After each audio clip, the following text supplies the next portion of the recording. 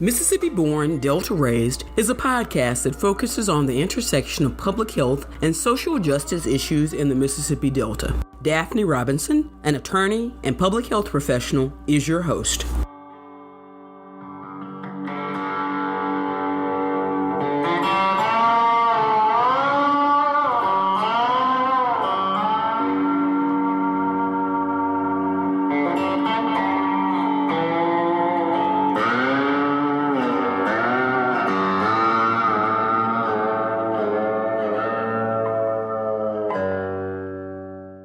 It never bothered me.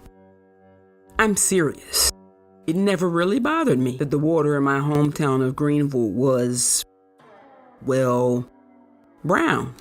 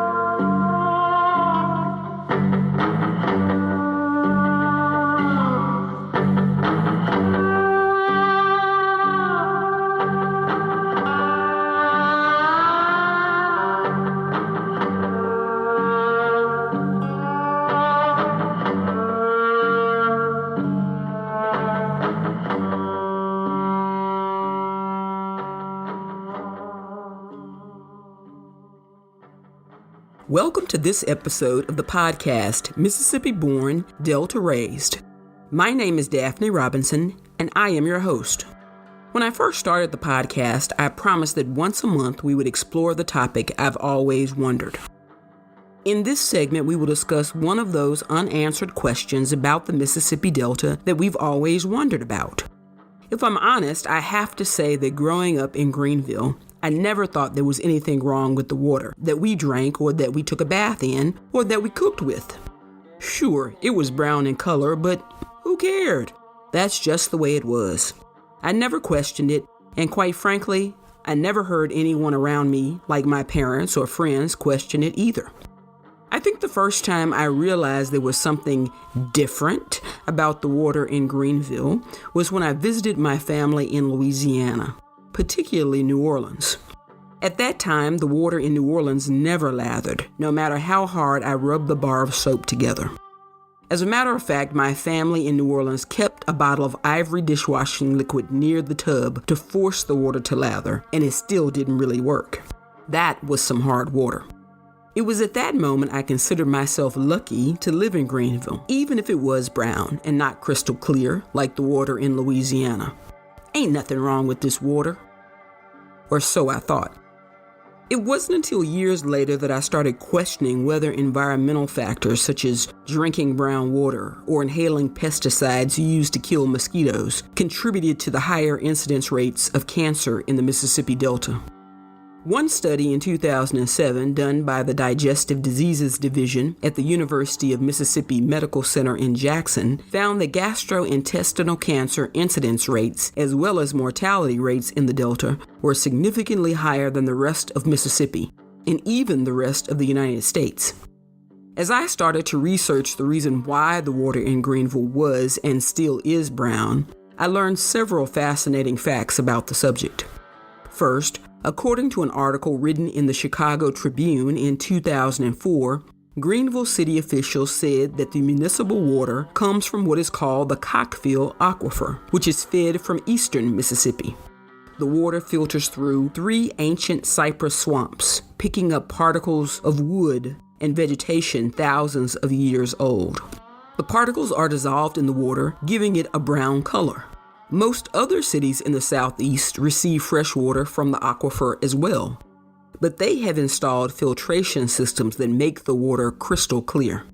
Officials could use a bleaching agent or a microfiltration system to clarify the water, but such a system would be very expensive.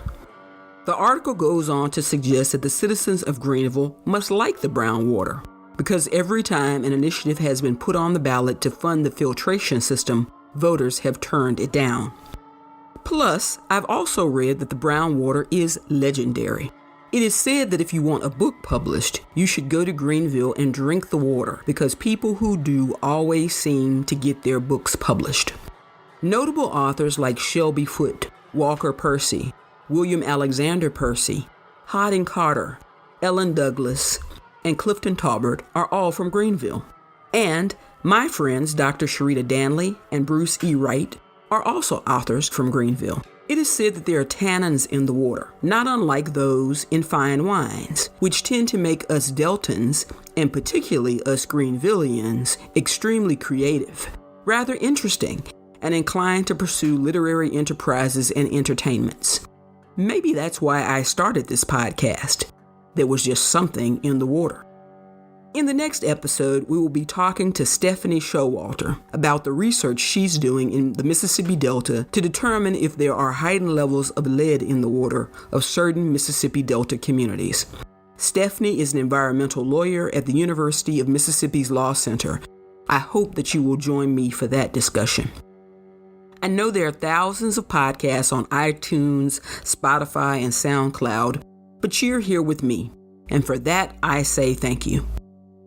My name is Daphne Robinson, and I am Mississippi-born, Delta-raised.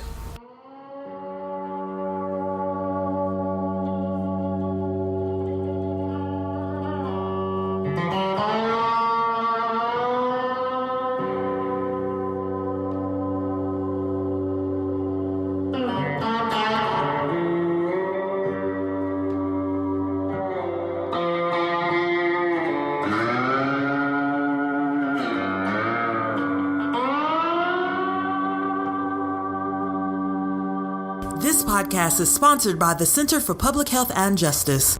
The Center for Public Health and Justice is a 501c3 nonprofit corporation. Its mission is to improve the public health and safety of communities in the Mississippi Delta.